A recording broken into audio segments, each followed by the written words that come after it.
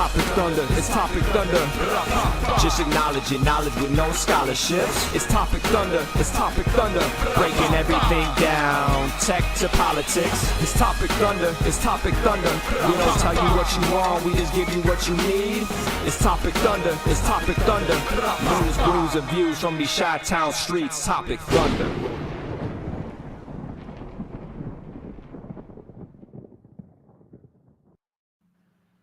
Good evening, ladies and gentlemen. Welcome into the program. Hey, is this thing on? It's been a minute. We had to dust off the studio here. It's Topic Thunder, and it's been about 3 weeks since we've had a conversation. Where do we have that conversation? We have that conversation in the world's most dangerous chat room, which you can see again. Things might actually look a little bit familiar. And of course, my name is Brooks, and that's my good friend Ben there. And welcome into Topic Thunder, the Internet Saloon. I know it's been a little bit here. That's it. Actually, I think we're both wearing cool shirts, but Ben, yes. Anyway, it's been a minute, and we would just like to welcome everybody back. We do certainly appreciate you guys on the Facebook, on the YouTube, on Twitch, sometimes on that thing that's called X now, which I still call Twitter because it's still the Sears Tower. For some reason, the app on my phone has not updated, and it's still Twitter with the old Twitter logo. Can you send me just a screen cap of the old Twitter logo? Because yeah, I think every time I've accidentally screen capped my front page, my home page on my phone, you delete that shit, right? But I miss the old bird icon. It'd just be nice to have it, just another copy of it there, because I miss old Twitter. Gosh, do I miss old Twitter? You're the one. For a lot of reasons. Newsworthy events are a lot harder to track now that any old schmo with $8 can get their blue check and flood the compartment with all kinds of weird stuff. Can't imagine why that would be a problem. Can't imagine why. So before we try to even explain that and try to encapsulate it, folks, let me tell you right now, a lot has happened in the last 3 weeks. There's a lot to choose from here. So we're just going to kind of swing and swerve, have a little fun, and just kind of ease back into the routine that we've developed here. And speaking there's so much to cover. We can't possibly have covered every big story that happened in the last 3 weeks. So there's probably going to be a gap and stuff that that ship has already sailed, so to speak, and we're moving on past it. Kind of. I mean, you can shout it out in the of course. The most dangerous chat room wants to talk about anything. We will talk. I got opinions on everything, ladies and gentlemen. So if you want my opinion on something, I am glad to give it. And with that, speaking of routines, ladies and gentlemen, we don't have a show without having a drink. And nothing spectacular, nothing crazy, nothing super cool. Just something from our good friends at Topo Chico, which I guess everybody's now getting into. Not only the seltzer games played out, Ben. That's old news. Yeah. It's now about spirited drinks and mixed drinks in a can. That's the game now. So Topo Chico got involved. This is their version of tequila and lime. It's a ranch water cocktail. A nice brisk 5.9% ABV. So akin to your Budweiser or Miller Lite. And see, I'm not a club soda or if it's not sweetened sparkling water. I think it tastes, and my wife once accurately described it, tastes like burps. The seltzer stuff does. Let's be honest. It tastes like you're burping up a seltzer drink, but it's going the other way. Like you're on a road trip and you stop in. I don't like it. And I like the sweetened versions. The sweetened versions are fucking top notch. I'm rocking a little peach right now. Okay. Which is delicious. But all right. I do not fucks with sparkling water that is not sweetened. Well, I'm certainly not going to stick my dick in this can. So what I will do is give it the Brooks bolts. We'll just give it a solid 2.5. It's right in there out of 5. It's static. Fruit static. It's fruit static. This isn't bad. It's not the first time I've had someone on the 4-pack, but it's drinkable. It's just nothing remarkable, if that is damning with faint praise. You know what? I think that's a fair assessment of anything that is mass produced like that. You know what I mean? Like I can't. That doesn't surprise me that it's okay. You know what I mean? It's passable, That's it. Like palatable, but mediocre. that we should come up with some real jerk off agent marketing agency that Like just says the worst. backhanded compliment type Right, of like, thing. and it would take off, and that's the stupid way you become viral at things, right? Topic Thunder, palatable but mediocre. That explains a whole lot. That is basically a good way to describe us. Yes. And cheers to everybody in the chat room, especially a shout out to the VIPs, the very important parents. Back in at Chris, I see Biz, Mr. Ryan Hansen, of course, Gigi, and Yo Adrian. So, folks, we got a lot to talk about. Let's just get right to it. We probably don't have to turn on the television here in the States to know about what is currently going on weather-wise and in the aftermath of a hurricane in Florida, now Georgia, and parts of South Carolina. While we don't have to turn it on here in the States, we still reach out to the BBC just because it fits well on the screen, so I'm told. So, Tropical Storm Idalia is crossing into Georgia, bringing powerful winds, potentially life-conditioning. 440,000 people are without power in Florida and Georgia right now. Some of the, I guess the storm surge reached 16 feet, Ben. And yeah, it hit Florida as a Category 3, which meant it lost strength because there was a point when it hit the bathtub water of the Gulf of Mexico that it got stronger and turned into a Category 4.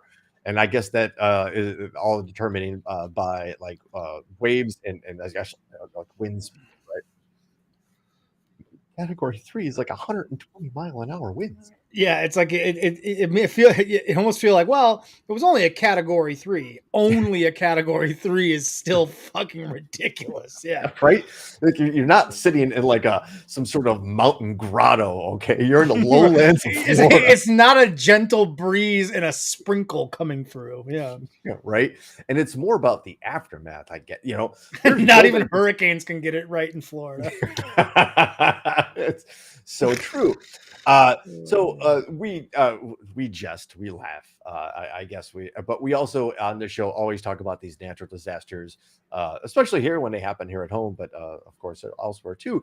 And we always want to point out that there are good people. We have donated before to the Cajun Navy, who has been deployed to the area to help survivors and help people get to safety and shelter.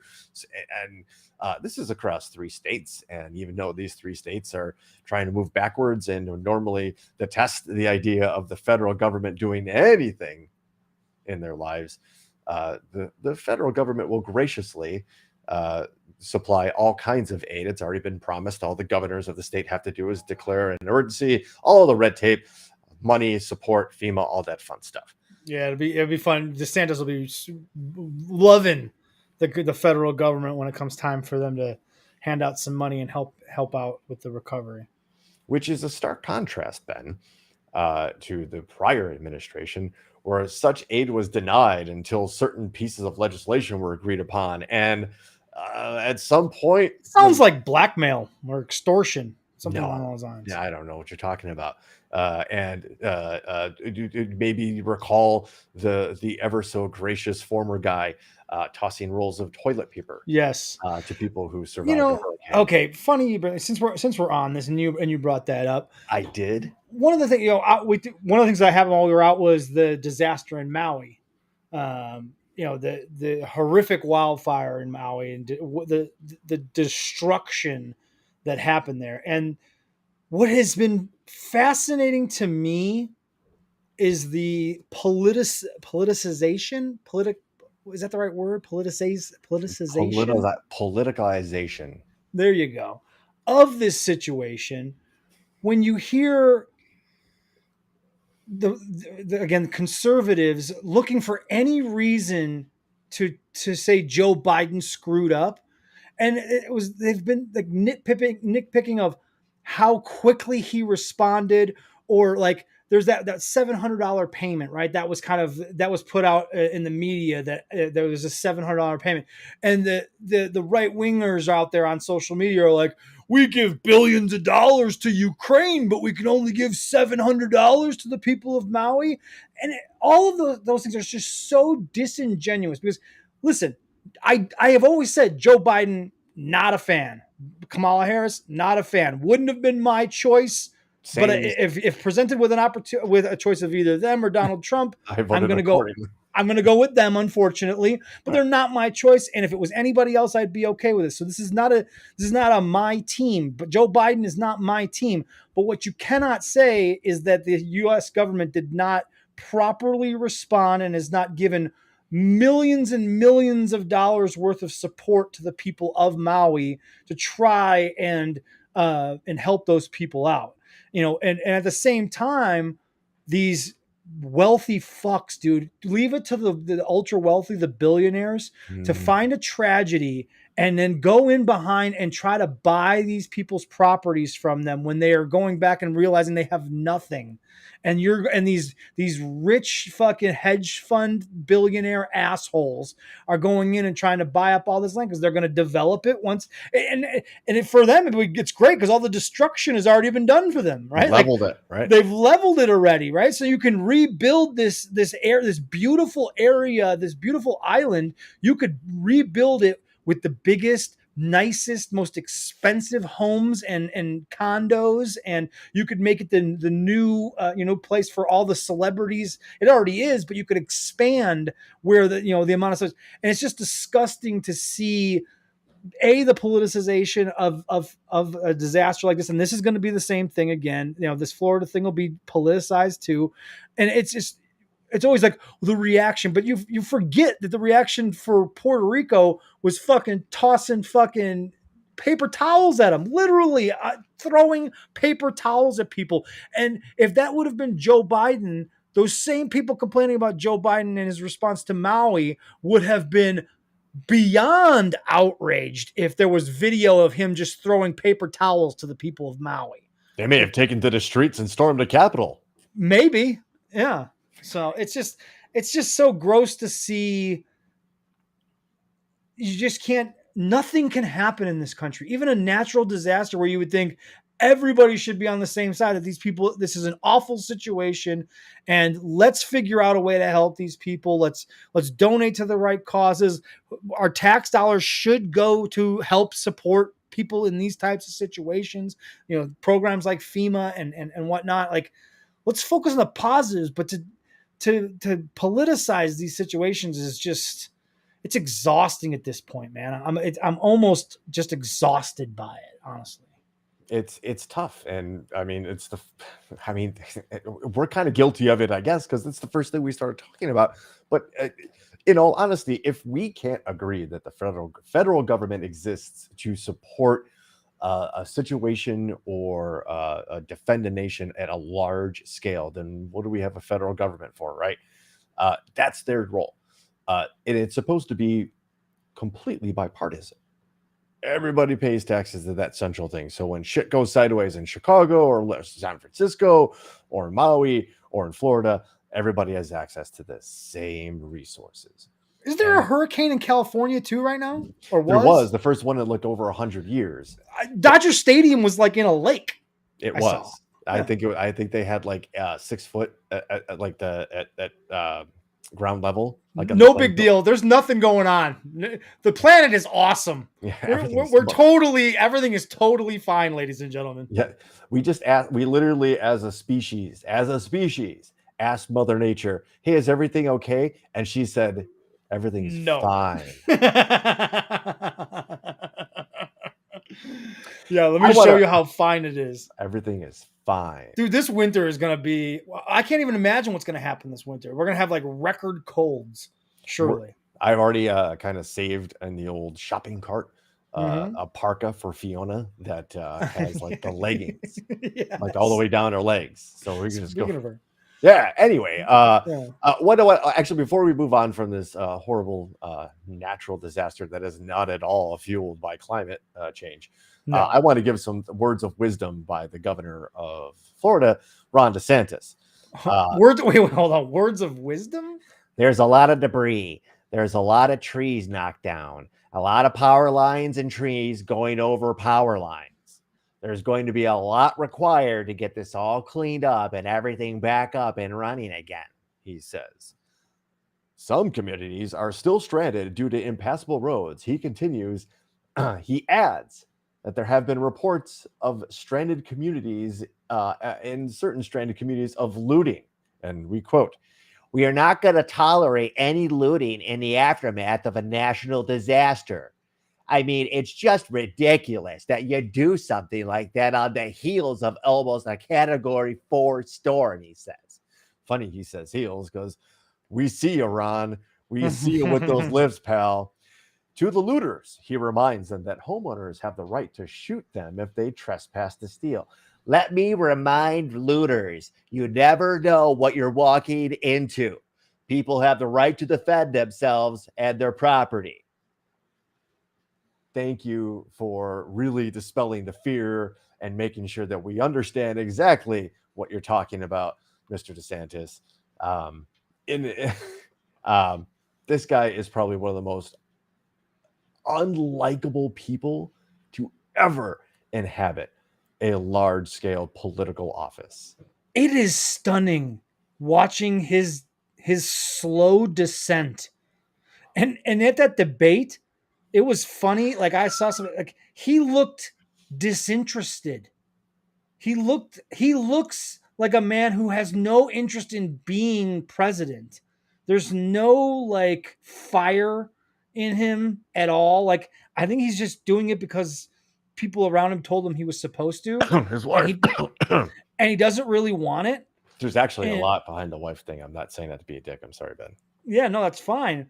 And obviously I still don't understand how Trump has literally got like 54% in the latest polls of Republican voters. Like that that's mind-boggling. All right. That's mind-boggling at one point, right? The almost equally mind-boggling thing is Vivek Ramaswamy. I believe that is what it is. Vivek. I'm just going to call him Vivek. It's easier. Exactly. Vivek, after this first debate, has jumped up to 10%. DeSantis is at 13. Vivek is at 10%. Have you heard this guy talk lately? Has anybody out there in the Thunderdome listened to any Vivek Ramaswamy lately? That dude is batshit. Completely batshit. And dishonest in his approaches. He says outlandish things. Then when he gets called on it, he goes, whoa, that's not what I said. That's taken out of context. Then they're like, well, here's the context. And he's like, well, that's not really the context I meant. And then it's like, he's always moving the bar to excuse these outlandish things that he says. And he calls himself like this outsider. And what he's trying to do, and it's genius. I'll give him this as a grifter. It's genius in that he wants to be the guy that if Trump gets indicted and has to drop out of the race for some reason, he is positioning himself to be the other Trump, the guy that says what he thinks and is not bought and paid for by big money. He's an outsider. And he is trying to position himself as like Trump light. And like, if you can't vote for him, like, because even he's still like is a super Trump supporter. So the fact that he's getting 10% of the vote is kind of wild because he is a Donald Trump sycophant. And so he's kind of splitting the vote there a little bit. But if Trump, it's an interesting position for him. What do you think? Splitting a vote for second place means nothing in a primary. If Trump's running away with 54%, like congrats on your 10%. What I would ask Vivek and his strategy team is what percentage of Donald Trump's base is going to vote for a person of color? Yes. An Indian man who is not Christian. And not that I would assume that the assumptive nominee on the Democrat side would be Joe Biden. I can imagine that Joe Biden would never call that person out for. What are you going to do? Vote for this guy? Like that, right? Yeah, that's not a good strategy, and that's not. I don't think Joe Biden would be dumb. His people would never suggest that he go the brown Non-Christian. non-Christian guy. Really, guys? Okay, that would be ballsy of him. If I asked you if you think right-wing, extreme right-wing voices, pundits, and even maybe candidates, would you think that would be somehow a viable strategy in somebody's boardroom or war room? Yeah, maybe. I don't know. That's crazy.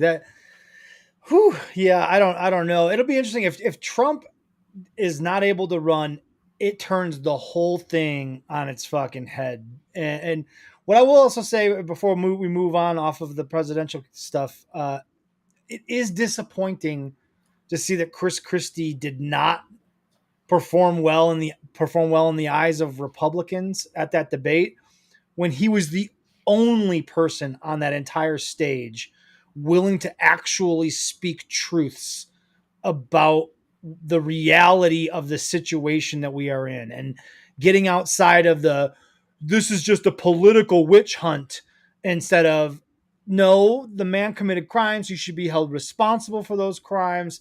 And why are we allowing this guy to be our presidential candidate at this point? Like, and the crowd, the Republicans resoundingly rejected Chris Christie. They basically booed him out of the fucking building in Milwaukee. Because they can basically sense an opportunist that they don't like hearing what he's having to say, because that's all he really is.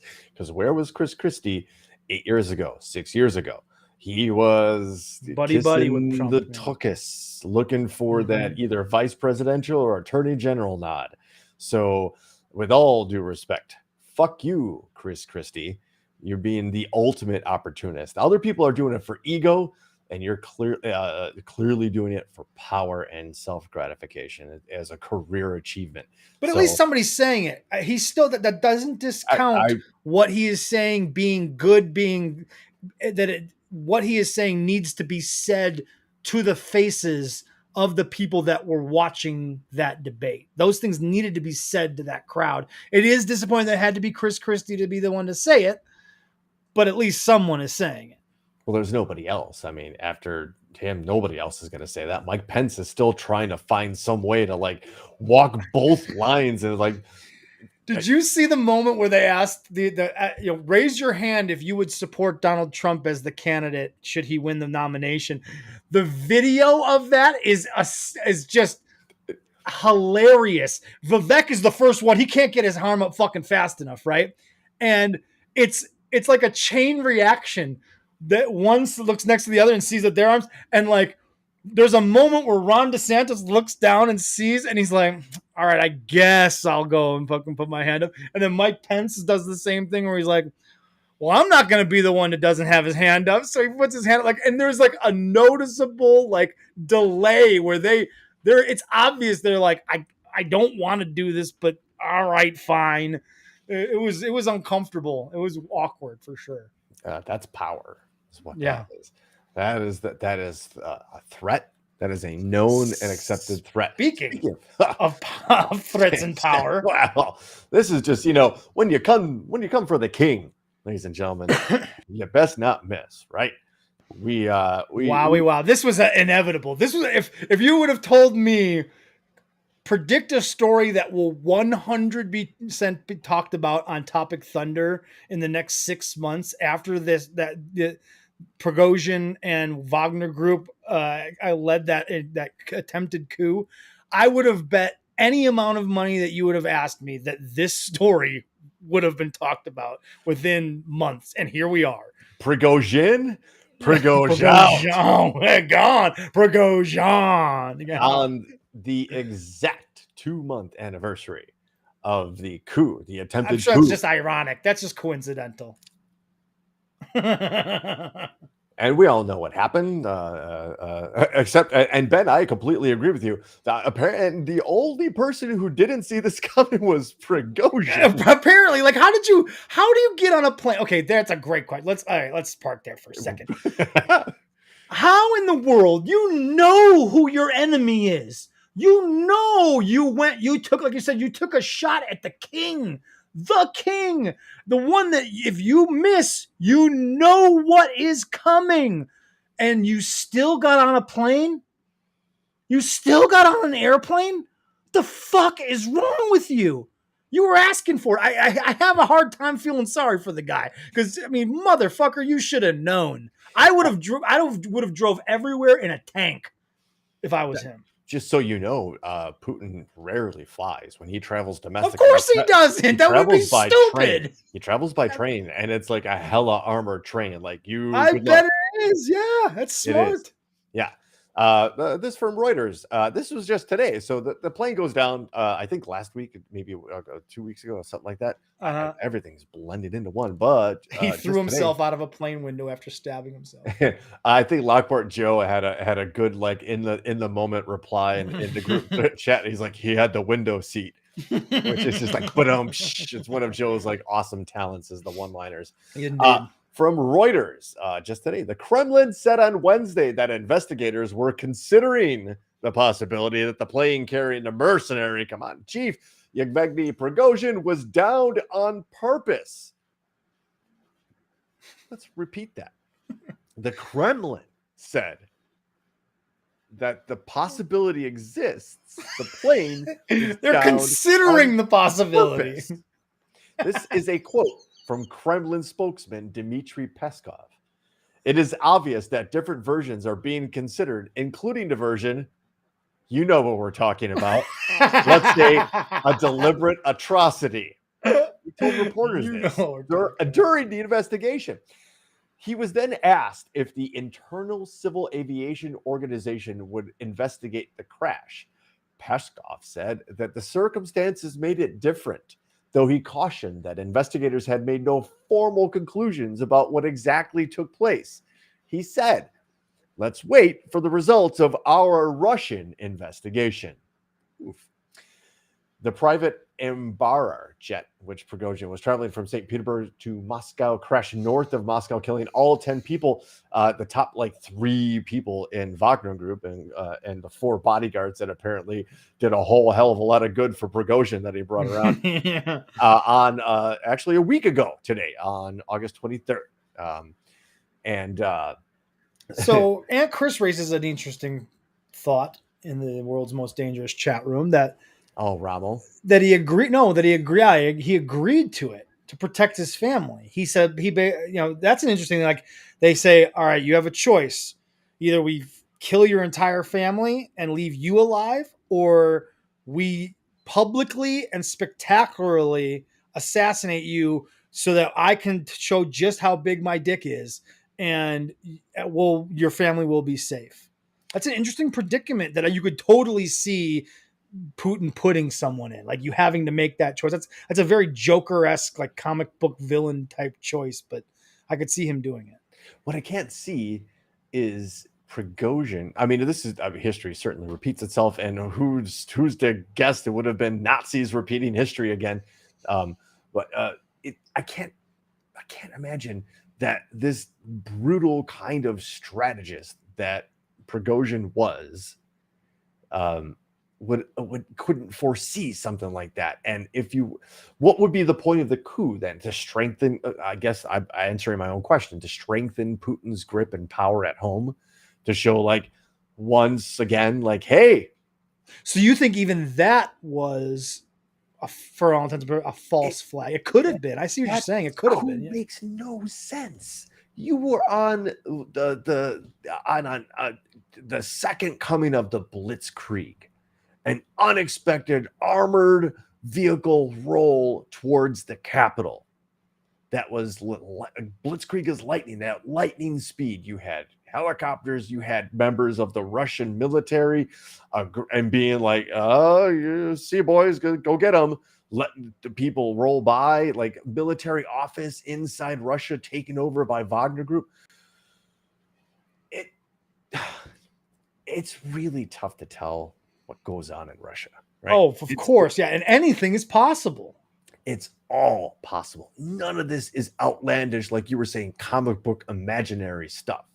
this is all legitimately possible. And I saw that too, Ryan, and I've also seen the one that people have seen, like the tail of the plane like get blown up as of like some sort of like explosive in the cargo bay or something like that. Mhm. I mean, Russia came out and said they identified the body today, and they said the reason we know it's the body is because that guy was the body was missing the finger. Well, Really? shit, is that yeah, right? So another thing that's like the Bane So could thing, it like, also have been option C, let's say, that Prigozhin and Putin orchestrated this? Prigozhin wasn't on that plane, and it was kind of given a like, all right, we'll fake your death because I still have to show how big my dick is, and I have to do something, right? There's no way Putin was going to let this go none. without repercussion No. on some level. Prigozhin was going to die. There's no other way around this. And so maybe does he plead his case enough, or does he have something on Putin where he has enough stroke where he could say, just fake my death and I'll go live out the rest of my life in Brazil or somewhere in South America, Costa Rica or somewhere. And suddenly some, South American country gets a new old man that shows up out of nowhere with Right, a all of a Russian sudden accent. he owns like 40 kilometers of land and on a plantation. Suddenly, and he shows up at the local bar, at the beach bar all the time. Mhm. Suddenly, yeah. Hawaiian shirt, sunglasses, like bad sandals, Could you imagine Prigozhin which just is my outfit, sitting in my the summer seat, outfit too. So, sipping out of a coconut? right. So let me ask you this. It's completely plausible, right? So let me ask you this then.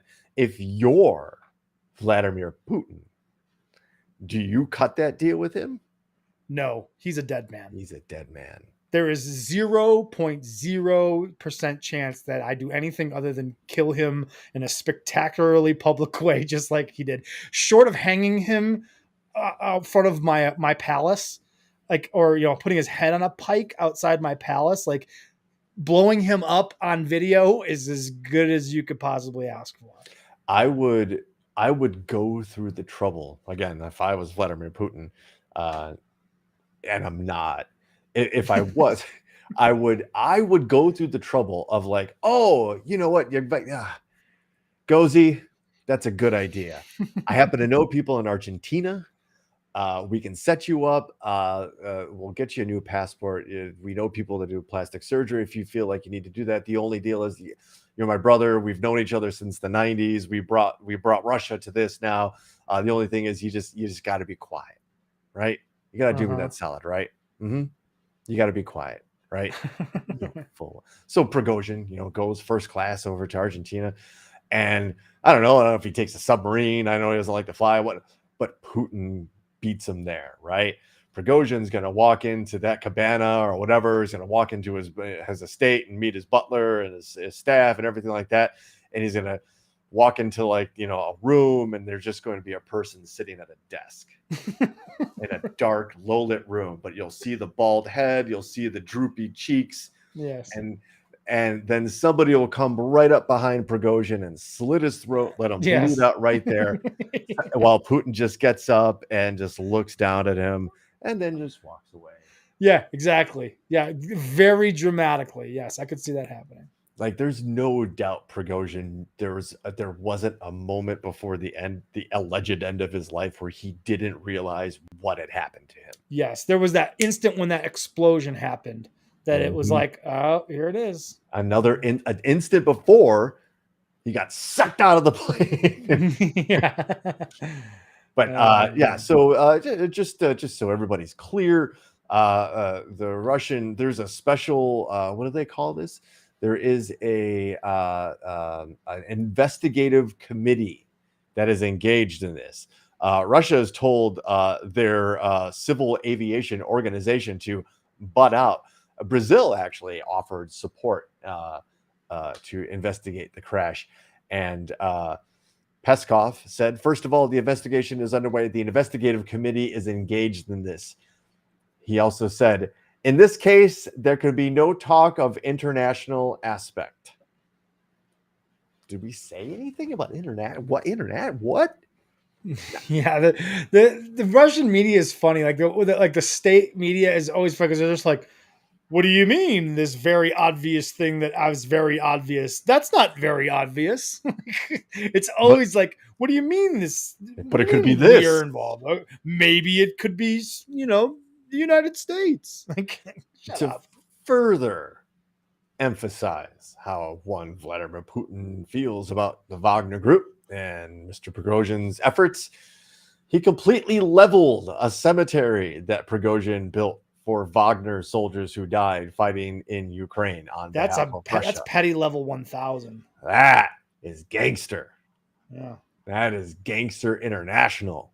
Like you are Belloc in the Yeah. James Bond. Like you are like Cobra Commander, like a good Cobra Commander, not a folly and a fool, a bumbling idiot.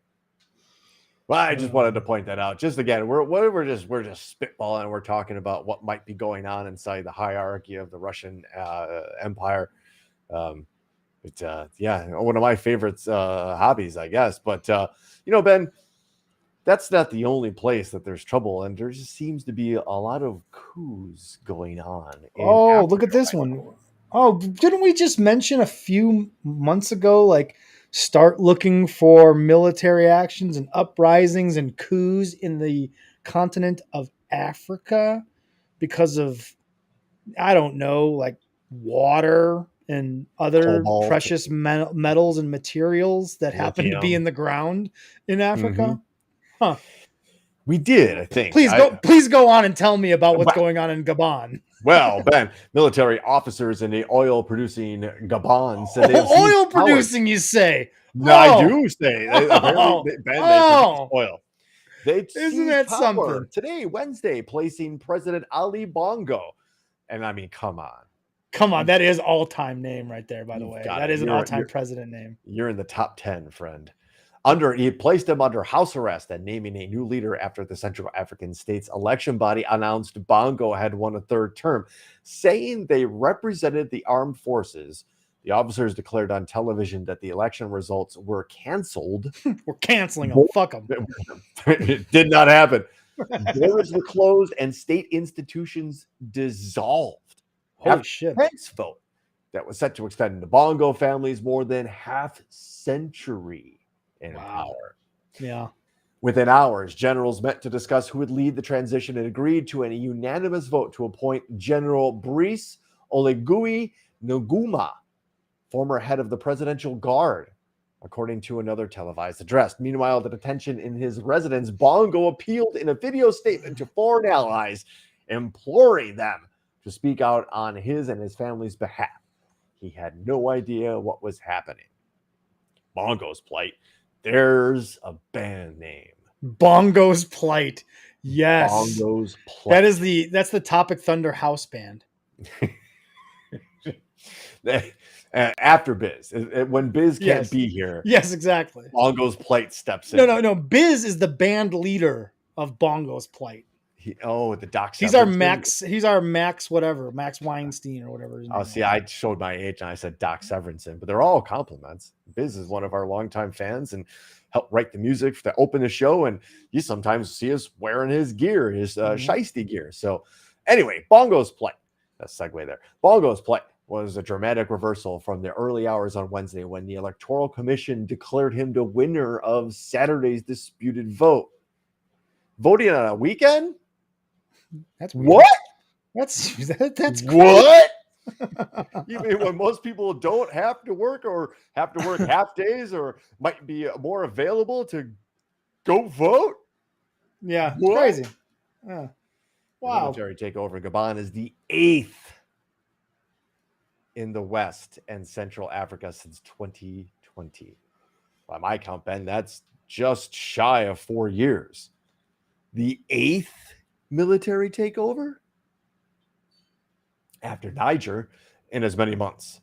Military officers have also seized power in Mali, Guinea, Burkina Faso, and Chad, erasing democratic gains since the 1990s and raising fear amongst foreign powers that strategic interests in the region, like the aforementioned water, oil, precious metals.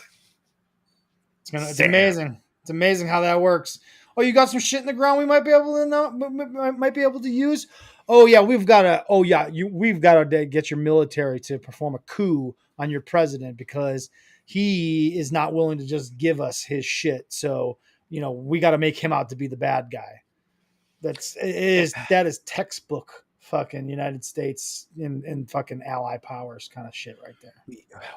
And I don't know enough about the politics there. Forgive me, to really speak on this. Yet we're putting it on the show. It's mind-boggling that this dude's family has been in power for 55 years. That he basically bequeathed the country to his son.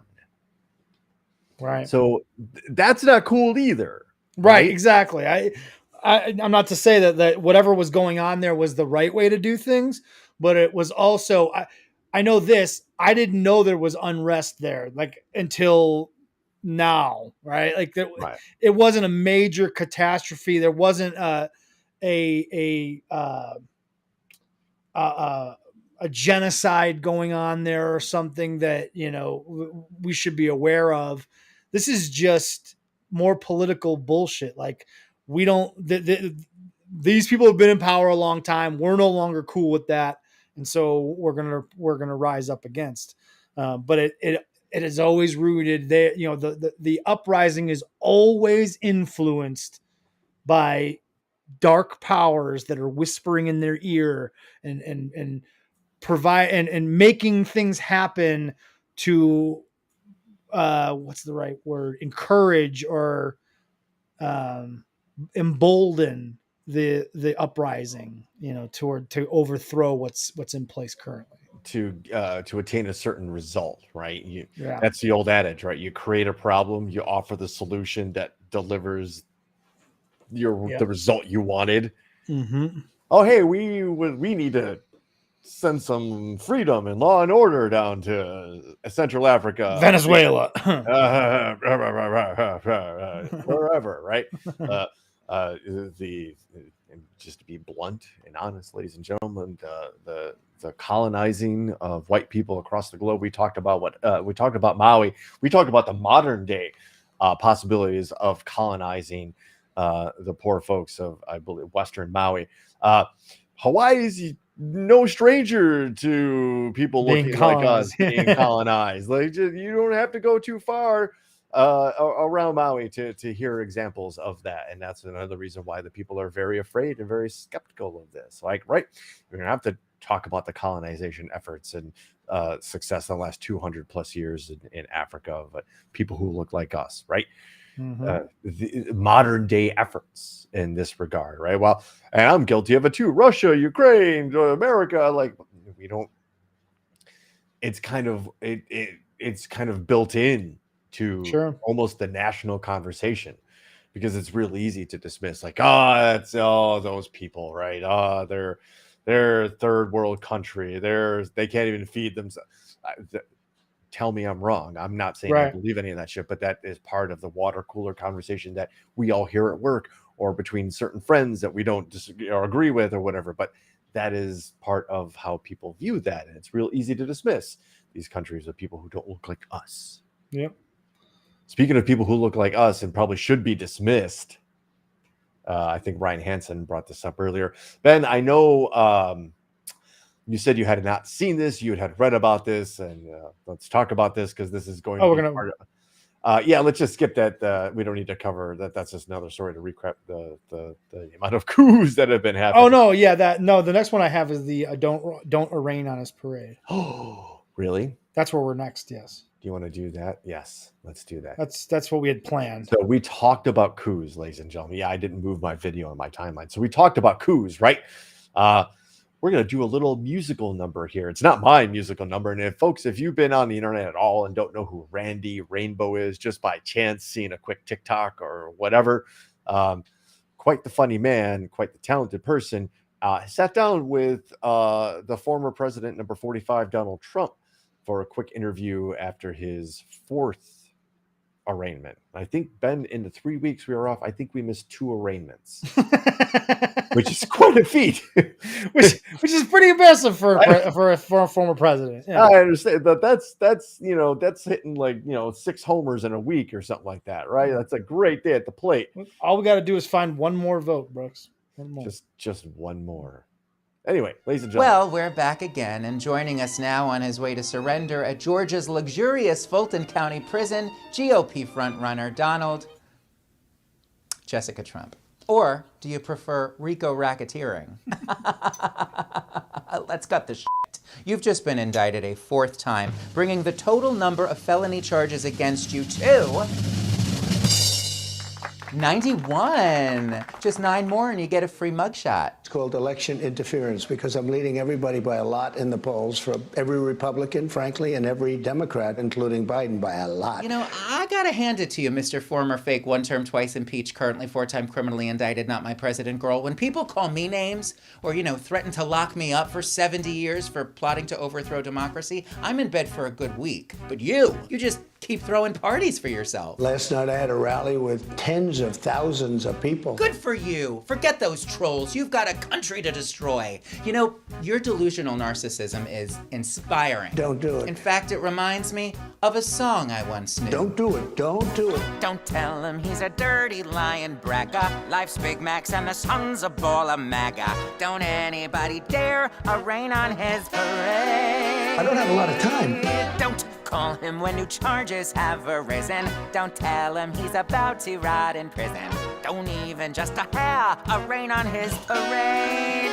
His whole campaign went right off the rails. Perfect phone call. Still each arraignment just makes his day, girl. So don't you try to spoil it. Hey, girl, those boxes in your toilet.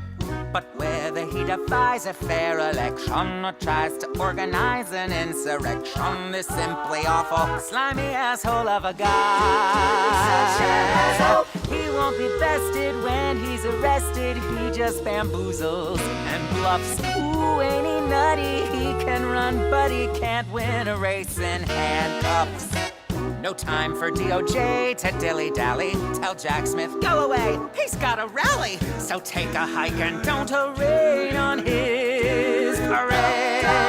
He's gonna run and run fast. Run from his criminal past. Watch how he tops every poll. Once he gets out on parole, he's headed right for the slam. One more indictment and damn! Hey, Mrs. Willis, here he is. I'm afraid. He's so indicted, I didn't do it. and he just can't fight it. People are very angry about it. He's about to lose in court, and he doesn't like it. For a perfect phone call. He's so indicted, got him burned, he just can't fight it. Crimes keep turning up, and yet they still seem to want him. They want him. He'll catch his ass off. He's so indicted, he'll break more laws. So turn the gas off and set him free. Fuzz, quit stomping on his garden because he's counting on a pardon. Melania, go ring Janina Tucker. They're gonna need to spring this motherfucker, no. Henny, oh no, hunty. Indictment. Don't go rain on his Perfect phone call.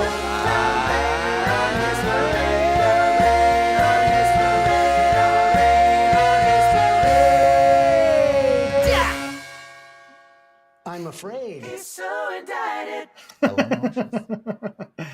That was funny. Ladies and gentlemen, Mr. Randy Rainbow. If you're not familiar, go check it out. He's been doing this for the last at least 3 years, maybe longer, but certainly well produced and a lot of fun. Speaking of a lot of fun, Ben, do you like octopi? I'm fascinated by octopi. We've spoke about this many times. They're clearly an alien species that we still know very little about. But what we do know about them is always incredible. The intelligence that they have, the capabilities that they have. They're a fascinating creature of the sea for sure. They can problem solve. They can, once put in a jar, unscrew the jar lid and get themselves out. If you cut off one of their arms, it eventually grows back. They don't really have a It's an bone alien. structure. Oh yeah, they regenerate. Yeah, it's an alien on Earth. Lives It in the is. water. And it's a symbol of, we already mentioned it, but it's the mascot of Shiesty too, the octopi, there you for go. all of those reasons, Ben. So when I ask you if you'd ever shake hands with an octopus, would Sure. you? Because this one wanted to shake hands with this diver. I guess I don't know. I don't know enough about how much danger I would be in touching an octopus. Well, it's not going to eat you. Right? It's not exactly. It's not going to eat me. It's not poisonous, right? They're very curious. They're all they could be poisonous. If the most octopi, I think the only real bones that they have in their body are their teeth, and most of them have like a kind of almost like a beak, like a bird's, like a strong. I think bird's I would beak. shake. I think if it was like at an aquarium, and there was like a person that was like, "Hey, everything's cool. Like you're not gonna die. You're not gonna get stung. You're not gonna get poisoned. But you can reach in there and shake hands with this thing." I would probably do it. Well, this thing was reaching out to this diver. This diver is like, "Whoa!" Yeah, in you the see- wild, I'm not so sure. Like I think that's trying to grab him to try to kill him, and yeah, I think that octopus is trying to kill him and drag him back into his fucking hole. Dun, dun, dun, dun, dun, dun. Octopi. No. Just something to consider, that this octopus, literally started coming out and extending its arm out to check out the diver. I don't think it wanted to shake hands. I don't know. Shake hands is pretty funny, right? It's a nice way of saying this thing's fucking chasing me. Which and you got to ask the question: is this a scuba diver? I guess it is. It says scuba diver, but like, Yeah, I don't know how much oxygen you have left. I don't know what can happen here. Like this thing wraps itself in or spits right. somewhere. Because I think that's what it wants to do. Whether you think so, whether you want to believe it or not, that thing was coming at him with the hopes that it would be food. Ryan Hansen coming in with the blue ring octopus fact. Like, all right, zoologist, we can add that to your business card, sir. A blue ring octopus is the only poisonous one that can kill us. So the rest can only make us stronger, ladies and gentlemen. So sign me up for some octopus poison that doesn't kill me. Also, sign me up to go to the moon. Yeah, you would. You'd go to the moon. I wouldn't go if India was sending something, but India did something, and I shouldn't make fun of it because they landed something on the southern pole of the moon, which is The dark side of the moon. The dark side of the moon. We've never landed anything there. We've never had a probe or a rover or anything on that portion of the moon. And the moon's it literally doesn't rotate like our sun. Like the dark side of the moon is the dark side of the moon that doesn't see the sun, as far as I understand our solar system, right? It's kind of in a fixed orbit because of the gravitational pull of the sun and our planet.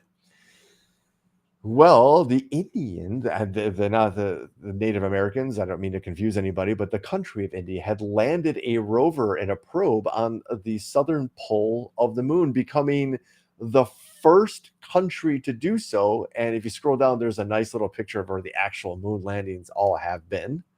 Oh, there you go. That's really cool. Yeah. So yeah, the furthest south that had ever been successfully landed. Of course, India was able to capture this title because Russia tried doing the same thing Like a week ago, right? a week ago, and they crashed their Luna 25 spacecraft into the moon. It did not survive. And the project leader of that Russian mission got very, very ill shortly thereafter. No kidding. Was he on that plane with Prigozhin by chance? Right. Maybe he, maybe, but I don't think he died. I don't think he's dead. I don't think. He's dead. You don't think he's dead? Well, he's not, I mean, he's not dead yet, but he is a dead man. Like, No, he's never going to work again. That's for sure. Unless you count the breaking rocks and some gulag. Yeah, I was gonna Siberia. say when in Siberia somewhere, he's gonna do a lot of work. So hats off to India for successfully landing a For probe. sure. That's cool. On the far side of the moon, I guess, and our closest celestial body. Something that we should be really working on putting something on to figure out how to live outside the very angry planet that we currently live on. All right, this was the video you were talking about earlier. Correct. Yes. Okay. So I know, Ryan, you mentioned this earlier, and we've talked about this before. Ben, you said you've read I have about not seen this. Yes, I knew that it happened. I saw on social media that it had happened again, so to speak. We watched the video the last time. I had already seen it, but I have not seen it. So this is going to be my first reaction to this latest Mitch McConnell thing. So let's watch the video first and then react and talk and discuss kind of what we were talking about. About what? Running for re-election in 2026. That's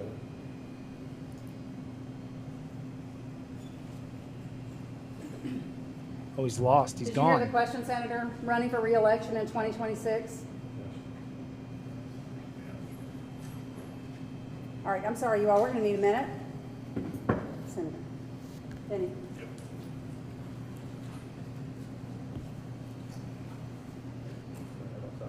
Oh,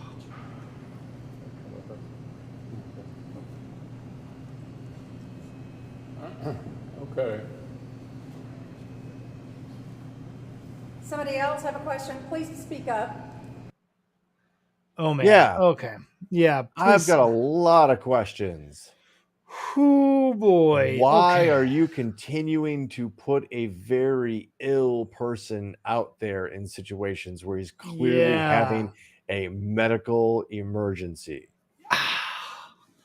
It's uncomfortable, man. Like That was- the last one was like kind of ha, look at this old man freezing up, and like there's a lot to hate about Mitch McConnell. Yes, he looks like a turtle, and all of that, right? Like, and it's fun to make fun of Mitch McConnell because he's such a douchebag of a human being, right? Right. But that's uncomfortable. Like we're watching a very, very, very old man having a mental episode in front of the world. And like you said, what are the people around him doing, putting him in front of a fucking camera? It is like Weekend at Bernie's. It is. Look in that man's eyes when there's his eyes kind of drift off to the side and there's nothing going on there. He doesn't know where he is. He doesn't know what the question was. He doesn't know what he's about to say. He is just frozen inside his own mind going, I don't know what I'm doing. I don't know what I'm doing. I don't know what I'm doing. I don't know what I'm doing. I don't know what I'm doing. And the people around him can see it and they're trying to help him, but he's so far down the fucking rabbit hole that he can't pull himself out of it. And you could see, like, I almost feel like his brain, there's stuff, but he can't put it all together. Right. Like, and it's so like his brain is stroke. moving and trying, but his mouth is just, he's not able to transmit it to his mouth. And I guess you're right. That's a stroke, right? It's a telltale sign of a stroke, you know. It's just, it's uncomfortable. It's uncomfortable. It is very, because this is a legitimate medical situation and not the first time we've seen this from this person. So like I said, let me say this too. This is not a partisan effort. Dianne Feinstein needs to retire too. This is the same side of the coin. This just happened today. So it was, I need to get some modern headlines, but this is important because this speaks to the seat of power too, right? And why the people behind Mitch feel the need to keep presenting him in public knowing this. Why is it not okay for him to gracefully resign in light of a medical problem? Right. What power do you feel you're going to lose? What do you feel is but the power you lose when you him to resign and somebody fills in that vacuum? What is that versus making and I'm sorry to say this, an absolute embarrassment out of yourselves by continuing to allow this man to have these medical emergencies on live camera. It's not worth it. And it's almost the reporter, I get what they were doing, but like, come on, man, running again in 2026. Look at him. There's a 0 chance. There's no. Why are you asking him that? Why are you putting him in that position to have to answer that question? You know, goddamn well he's not running again. He'll be lucky to be alive in 2026. Then put it on the record. No, I think I'm gonna resign. I'm gonna write out my term. And yeah, sure, I agree there. Like, go ahead and answer the question because the answer is obvious. No, you're not running again. You can barely stand up straight.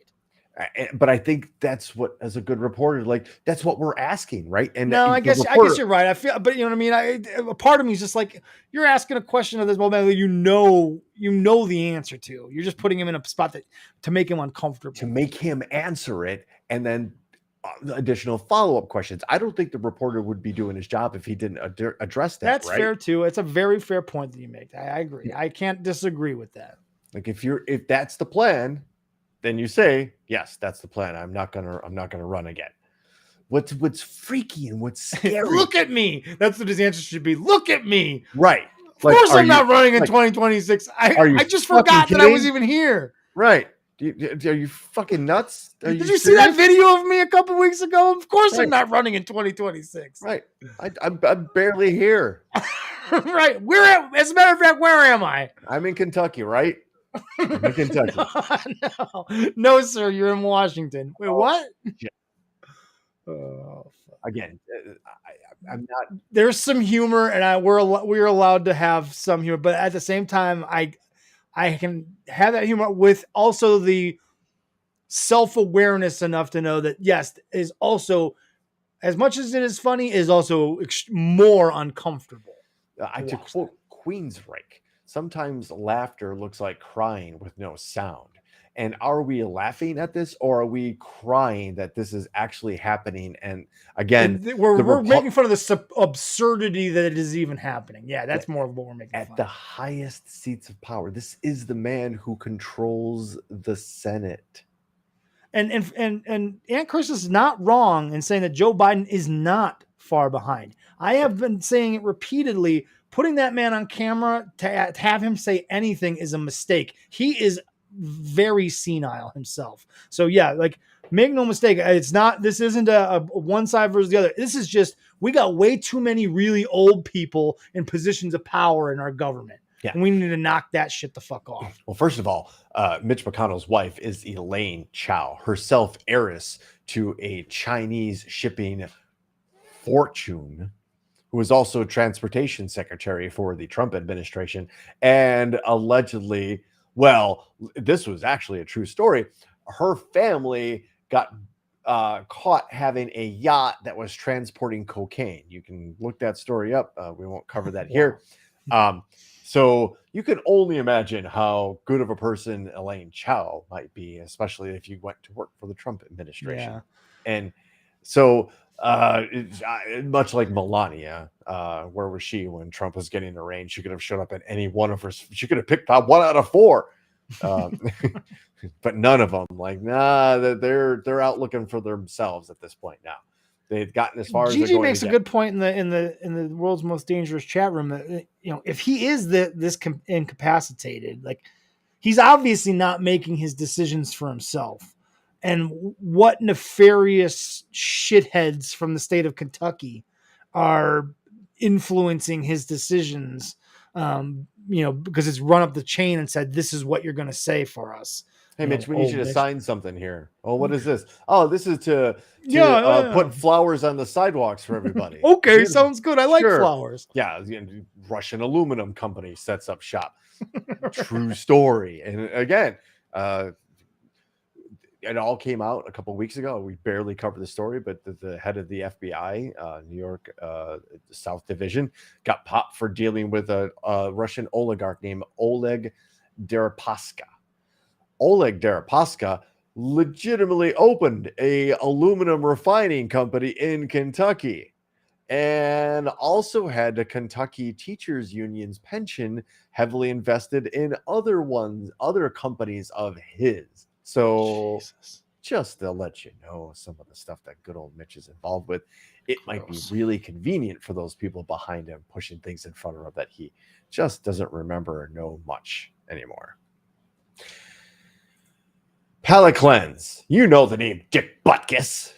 Butkus. Even if you don't know football, you know Dick Butkus. He's been in movies. He's been on successful television shows. He's just a lovable guy on the thing that used to be called Twitter, actually, too. Pretty funny guy. Does a lot for charity these days.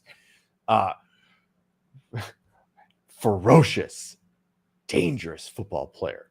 Back in the times when they played football during the winter and had to paint houses during the summer because football didn't pay enough. They were not full-time players, right? You got paid somewhere else.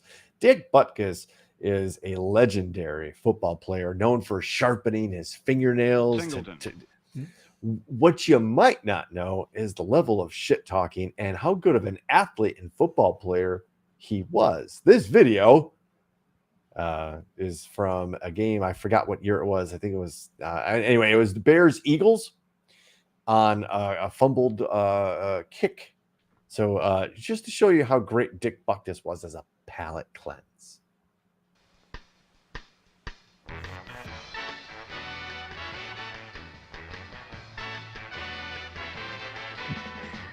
I'm sorry. And the I could watch that all day. Extra point. That's all it is. That's it. That's the clip. Through to Dick Butkus for the singleton. It's a fake fumbled field goal. And Fumbled. Gotcha. That ends up being funny. just So nonchalant. That's very effortless. Gangster. Yeah. Effortless. Like, here you go. You want this? Yeah, Get the fuck out of here. Yeah, that's easy. Catch a football? I can do that. Yeah. Okay. Not a good. Wait. You don't think that's a good palate cleanse? Wait. What? We talk about all this serious shit. Brooks, you're just going to show us this old video of a bunch of old football players doing. Okay. All right. Well, how about this, motherfuckers? How about a baby elephant that can't control its trunk? Which they can't. Gigi, actually, this is a Gigi inspired video. Baby elephants can't control their trunk for like the first year and a half of their existence. That's why they're caught in the wild, swinging it wildly, like some well-hung dude walking around like campus.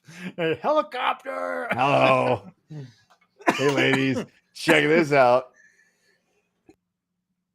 Because elephants are cute. And look at those like swans. I don't know what those birds are. Those birds are like, what the fuck is going on? Stop looking at me, swan. Yeah. Check this out. You're not going to want to mess with me after I swing my trunk around. Those birds or whatever they fucking are. He's just like, yeah, I'm going to get you. He's like, you're using it like a nunchuck. Fuck you, birds. Fuck you, birds. You want to mess with me? I'll whip you with this fucking long nose I've got. I don't have trunks yet. I mean, I don't know what the fuck this thing is off the front of my fucking face, but I'll fucking whip you with it. I'm telling you right now, I can't control it, so I'd be upset. I'd be worried if I were you. I can't control it. I don't know what the fuck I'm doing with this thing. Look at this thing. You think I can Come at me, bro. Come on. It could be a she. By the way, she's thrashing around and overreacting. You could probably assume it. Good point. Fair that we are assuming it's a he. That's not fair. What I just said got me in a whole lot of trouble in about a half an hour. But in the meantime, ladies and gentlemen, we know what you came here for. It's been a minute since you felt that electricity, that charge, that energy that only comes with the lightning round. Ladies and gentlemen, welcome into the lightning round. Yeah, I said something stupid. I'll pay for it later. But yeah, it was all whatever. Right? We said plenty of dumb shit on this show. This show is half parody anyway. Welcome to the lightning round. What would we do if it wasn't dumb shit? Morphin' time. To refresh everybody's memory of how this goes, ladies and gentlemen, we'll do it like the German style. 3 stories enter. 1 gets read, and that story is chosen by you, the people. So without any dilly or dally, ladies and gentlemen, headline number 1. Florida woman doused herself in Diet Mountain Dew to erase DNA after killing roommate. Florida never fails. I assume that's pre-hurricane. I would hope so. Headline number 2. Spider capable of causing permanent erections shuts down entire supermarket. Wow. Okay. You All only right. have I'm one interested. job. You only have one job if you have a permanent erection. Let's just face it. Yes. But Anyway. you get paid very well for it, probably. I would hope so. Headline number 3. Yes, that's the one. Brawl at Florida chicken wing restaurant triggered after woman clogged toilet. We're not trying to double down on Florida. It's just that's the way it works here. Florida just does its thing, man. Florida does what it does, and it ends up in the fucking lightning round. It's just what Sometimes happens. you earn your reputation, right? Indeed. What? All right, We're as gonna- those that may have just joined us because it's been weeks before you make your votes, although the votes are already starting to come flowing in. Oh, they sure are. And Ryan Hansen's got his alternate headlines as well already in. He's going with Baja Blasted, Spider-Man has the new power, and Wings Blowout. Baja Blasted is probably one of the best ones. That is legendary, sir. But we got to repeat them one more time for those that may have just been joining us or didn't hear them all, or couldn't hear them over me cackling. Wow. Let's hear them one more time, although the votes are flowing in. Yes, sir. Headline number 1. Florida woman doused herself in Diet Mountain Dew to erase DNA after killing roommate. Headline number 2. Spider capable of causing permanent erections shuts down an entire supermarket. Headline number 3. Brawl at Florida chicken wing restaurant triggered after woman clogged the toilet. Gigi's vote came out right out of the box going with number 3, but then the votes for number 1 have flown in like a tidal wave. Ma Jordan going with number 1, Ryan Hansen going with number 1, Adrian going with number 1, and Chris going with number 1, Biz going with number 1. That seems to be the runaway unless there's a tide of people that have been. I know Data from Brooks. I don't know if he's still out there. This is usually when Billy Whack will show up out of nowhere. But I don't even know if their votes, unless we do some weird Trumpian voting mechanics. Ben, I need you to. Yeah, I know. I think we're gonna. I think it's a way to call it. I just need you to find me 5 votes, Ben. We won the state. Otherwise, we will declare story number 1 your winner, ladies and gentlemen. You have voted, and we, as a democracy, oblige. Where are we at here? It doesn't say what town in Florida. Oh, Daytona Bleach. Yeah. Well, yeah, that too. It would have done better than the Mountain Dew. Daytona Beach. Hello. A blood-smudged Florida woman suspected of murder accrued additional charges after she asked police for a soda and then, quote, poured it all over herself, end quote, in an attempt to scrub forensic evidence from her body. Daytona Beach police said Nicole A. Max, M-A-K-S, 35, was charged with tampering with evidence and resisting arrest with violence and premeditated first-degree murder in the death of her 79-year-old roommate. 35 living with a 7. Okay, cool. Hey, I'm not judging. Firefighters were called to a smoldering home on the 600 block of Clark Street at 1:46 a.m. on July 1st. Clothes on the second floor had been set on fire, and the county sheriff's office told Fox News that no additional information on the arson investigation was available. After quickly extinguishing the flames, first responders found the man lying face down in a blood-spattered room. He had suffered blunt force trauma to the head and stab wounds to the torso. The dead man's landlord told police that Max was his other tenant, but the woman was nowhere to be found. 2 cell phones were recovered from the corpse. One belonged to the victim, while the other, which had a bloody knife balanced on top of it, belonged to Max. Weird. 2 cell phones by the corpse. One belonged to the and that she put the knife on top of the phone. And less than 2 hours later, He's they found really a very terrible criminal. a barefoot woman with blood on her leg and a ripped shirt outside of the Crystal restaurant in a nearby community. When they approached her, she dropped a knife and a hammer at their feet. Oh, She had questions about her recent whereabouts and where she lived, first pointing in a direction, saying that she lived right over there. And then claimed she had been living on the streets for the past 4 years, police said. She denied knowing Irasali, the man who died, while detectives showed her his photograph. When pressed, police said she conceded that she knew the man, but denied seeing him on the day he was murdered. Then she shifted, telling police that she currently lived with him and was at home earlier that day. Daytona Beach police then took Max into custody for questioning per their probable cause affidavit. After she was read her rights, she told detectives that she never entered the bedroom and only set foot on the second floor of their shared apartment to feed her spiders. When asked about the weapons she had dropped, police said she had became agitated and demanded a lawyer. I bet. You needed one well before. Why are you asking me about this knife and hammer that I've dropped? We haven't even gotten to the Mountain Dew. Think about it. We haven't even gotten to the Mountain Dew yet. When asked about the weapon she dropped, became agitated. Police returned later with a warrant to test the woman's blooded for DNA evidence. That's when she asked for a can of Diet Mountain Dew, and police obliged her. She began to procrastinate with the drink. Yeah, literally. I don't know how. Okay. And detectives tried to pull the can away from her. She then began to resist and poured the can of soda all over her body and hair, pulling away from officers in an attempt with the possible evidence on her body. Police allegedly forced a pulling and kicking Max into their cruiser. The story goes on to Diet Mountain Dew, right? That was diet. it was Diet Mountain. She was very specific.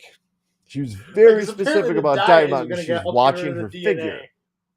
Recent study from the North Carolina State University indicated that sucralose, a component common artificial sweeteners, including Splenda, which was found in Mountain Dew and other sodas, can break down genetic material that makes up DNA.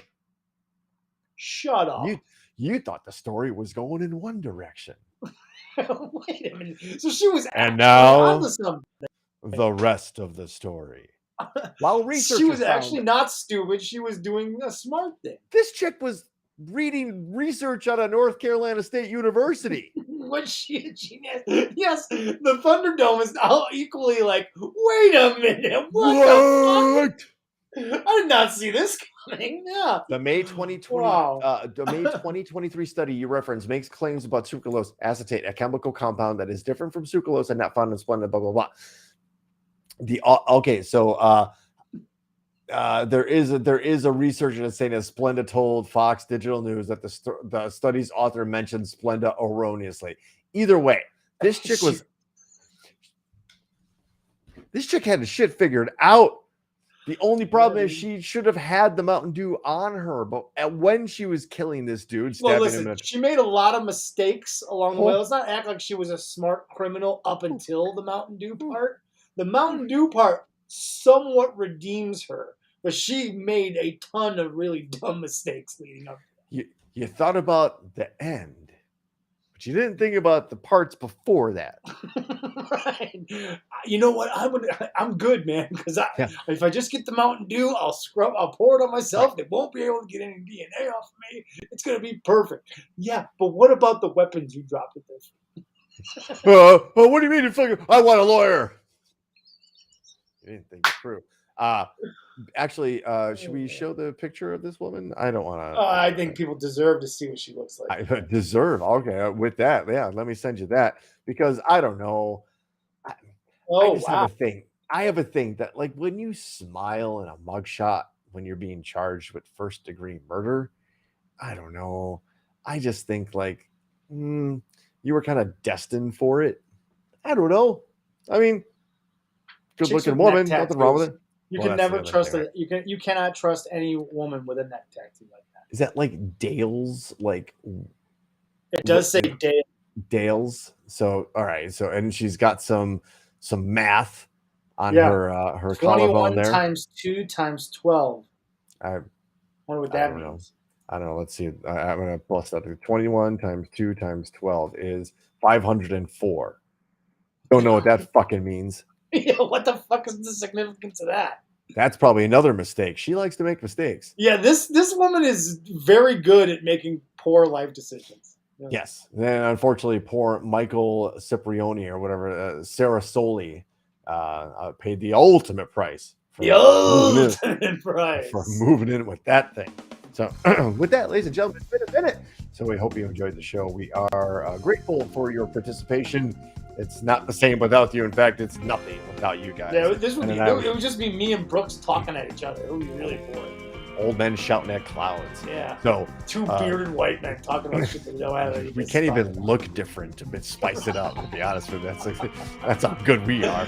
Even going gray in the same spots. Right. In a lot of ways, we don't deserve you, but we appreciate you. We're actually really grateful for your participation and support. Yes. This is a lot of fun. We haven't done it for a while, so a little bit refreshed, but life happens too. So Indeed. thanks It's for nice to joining. take some time away and come back re-energized. Yeah. It's just sometimes it's tough talking about the news all the time, but you guys make it fun. We try to make it more fun, funner. So from the deck of the USS Rapapa, ladies and gentlemen, I'm Brooks. That's Ben. It's been Topic Thunder.